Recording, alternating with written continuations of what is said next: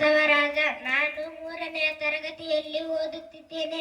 ಎಲ್ಲರಿಗೂ ಗಣರಾಜ್ಯ ದಿನದ ಶುಭಾಶಯಗಳು. ಮಾನ್ಯ ಶಿಕ್ಷಕರೇ ಮತ್ತು ನನ್ನ ಪ್ರೀತಿಯ ಸ್ನೇಹಿತರಿಗೆ ಶುಭೋದಯ. ಇಂದು ನಾವು ಗಣರಾಜ್ಯ ದಿನವನ್ನು ಆಚರಿಸುತ್ತಿದ್ದೇವೆ. 1950ರ ಜನವರಿ 26ರಂದು ಭಾರತದ ಗಣರಾಜ್ಯವಾಯಿತು. ನಾವು ನಮ್ಮ ದೇಶವನ್ನು ತುಂಬಾ ಪ್ರೀತಿಸುತ್ತೇವೆ ಎಂದು ನನ್ನ ಚಿಕ್ಕ ಭಾಷಣೆಯನ್ನು ಮುಗಿಸುತ್ತೇನೆ. ನನ್ನ ಶಿಕ್ಷಕರಿಗೂ ಮತ್ತು ನನ್ನ ಪ್ರೀತಿಯ ಸ್ನೇಹಿತರಿಗೂ ಧನ್ಯವಾದ. ಜೈ ಹಿಂದ್, ಜೈ ಕರ್ನಾಟಕ. Myself Meghana.